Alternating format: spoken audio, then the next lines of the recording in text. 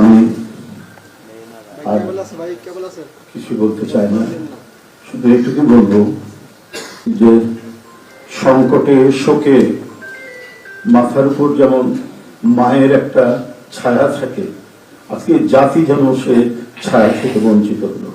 আমরা হলাম, অসুস্থ ছিলেন হাসপাতালে, কখনো বাসায়, কিন্তু বাইরে কাজ করতে আমাদের মনে হতো যে না, মা তো আছেন, উনি তো দেখবেন সবকিছু।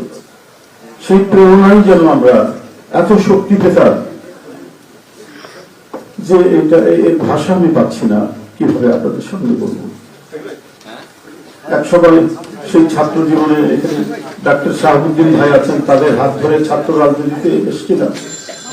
এরপরে একটা দীর্ঘ জীবন যার নেতৃত্বের ছাড়ায় বেড়ে ওঠা, তিনি এত তাড়াতাড়ি চলে যাবেন, এরপরে বেদনা, এই শোক এবং এই সংকট কাটিয়ে ওঠা খুব মুশকিল। এই ক্ষতি কাটিয়ে ওঠা জাতির জন্য খুব মুশকিল। এত নিপীড়ন সহ্য করে এক চোখের সামনে সন্তান শুধুমাত্র দেশ এবং মানুষ এবং গণতন্ত্রের জন্য কি অটুট বলবল দিয়ে তিনি টিকে থেকেছেন দলীয় কার্যালয়ের মধ্যে বিভিন্ন ভাবে।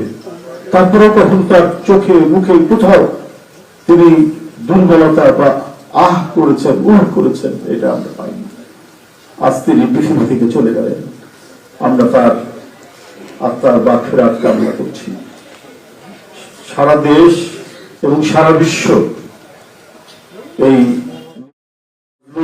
নেত্রী তার জন্য গভীর শোক জানাচ্ছে।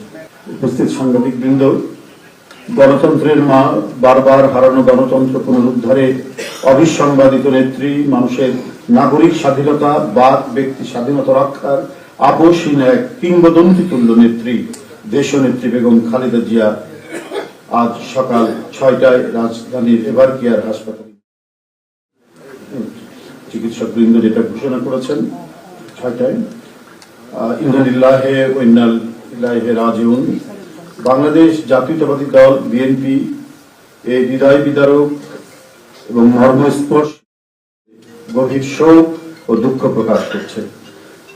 দেশের জনগণের, দলের সর্বস্তরের নেতাকর্মী, বিভিন্ন রাজনৈতিক দল, পেশাজীবী সংগঠন সকলকে দেশনেত্রীর জন্য আল্লাহ রাব্বুল আলামিনের কাছে তার রুহের মাগফিরাত কামনার জন্য অনুরোধ করছি।